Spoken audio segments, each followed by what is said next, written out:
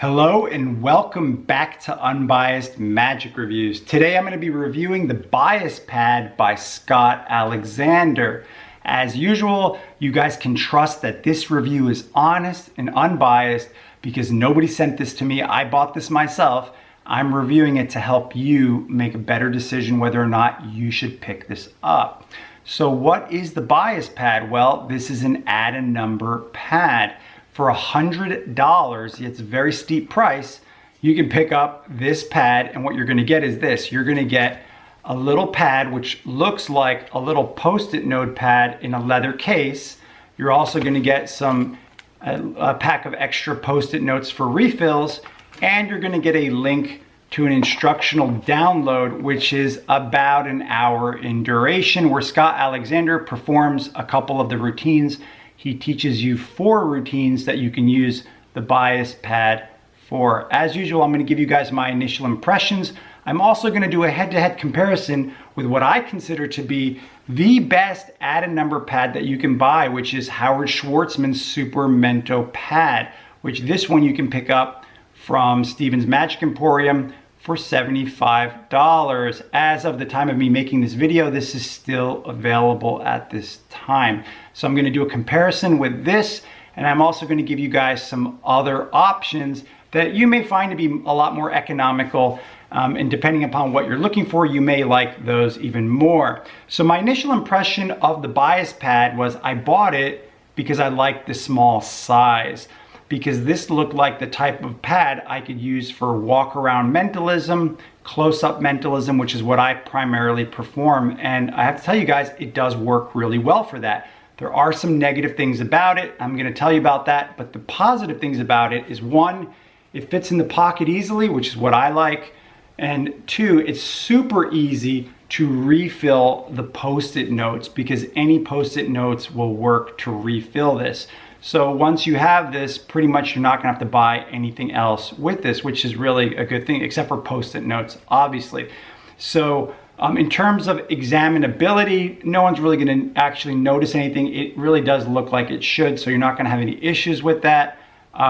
In terms of the real negatives of the pad itself, like I said, I think it's overpriced. And then the other really big negative for me was I didn't like the sound it makes when your spectators close it.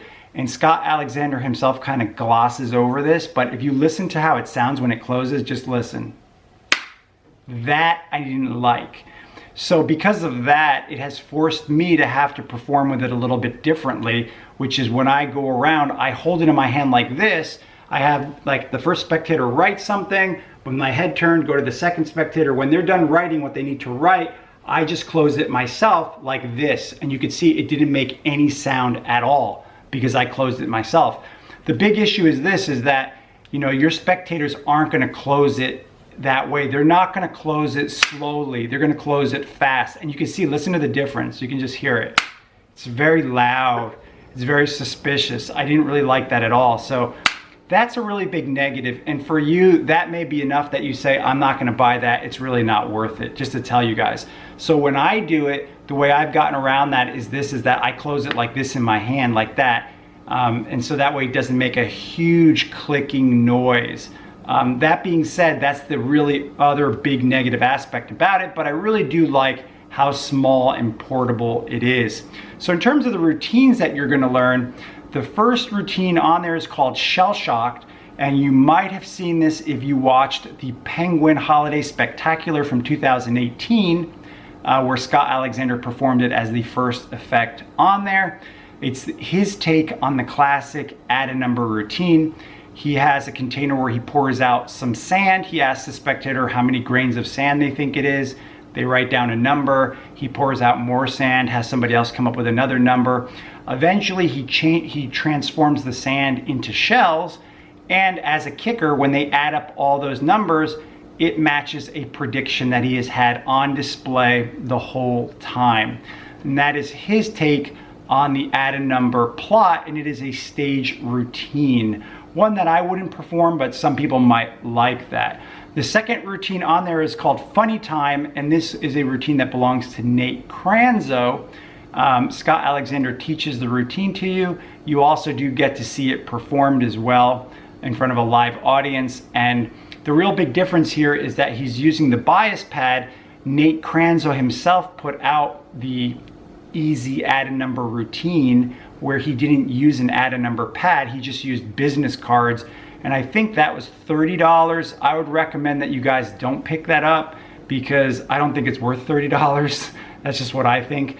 But here you will get the routine if you are interested in that.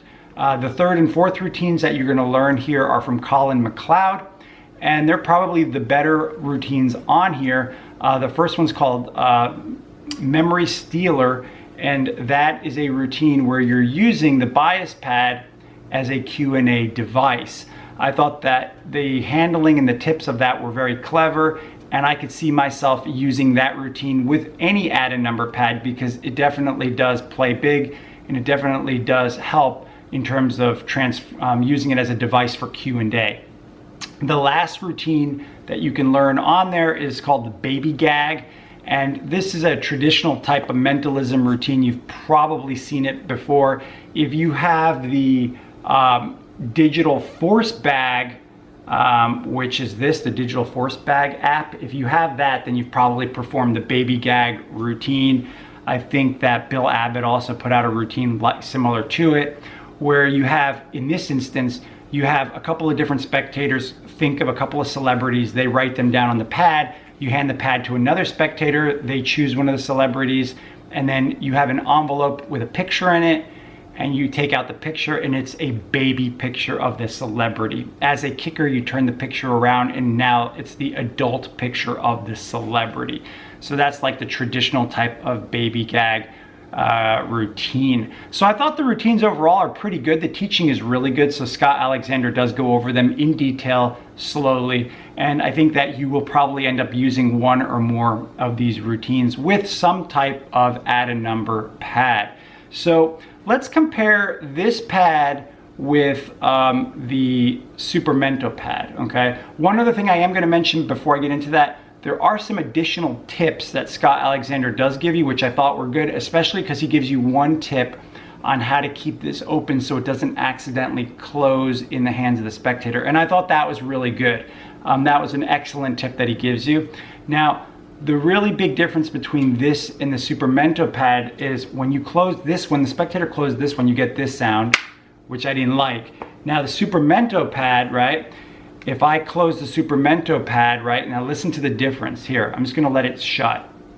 You don't hear anything. You notice you don't hear any smacking noise because you're not gonna hear that with the Super Mento Pad. And this is why I think the Super Mento Pad is just superior. It really is, because this you can hand out to your audience. You don't have to worry about anything. It's gonna do exactly what it should. So when this thing closes, you don't hear anything at all, which is great. In terms of the refills on the Super Mento Pad, I actually just buy some cheap 3x5 pads that you can just get these off of Amazon or wherever. Now the paper here is just slightly smaller than the paper that comes with the Super Mento Pad, but nobody's gonna notice that. I've never had any issues with it, and this is what I use because I don't want to buy like the expensive refills from Steven's Magic, so I don't even bother with that. I just get the 3x5s and use those. Now this pad really has stood the test of time and it works really well. The main reason why I bought the bias pad was because I thought this was a little bit big to carry in my pocket. I like the size of the other one, but otherwise I would tell you guys that this pad hands down is superior and it's cheaper. It's only 75 bucks. The other thing you're gonna get with this pad is you're gonna get this awesome add a number routine by Satori, and this is probably the best version of the classic add a number routine using an add a number pad, because in this routine, they go over in detail how you have each of the spectators come up with a number, you add up the numbers, you let each spectator confirm that the numbers are really the numbers that they wrote, then you hand the pad to another person and you let them check all the addition to make sure it's correct. So it's like the most convincing add a number routine that I've seen out there because it has a lot of extra convincers built into it. So definitely is worth it. So if you had to buy one of these add a number pads, I would recommend the Super Mento Pad over the bias pad any day of the week. This one definitely hands down is much better, and it's also cheaper. That being said, I do like the bias pad just because of its smaller size and the portability.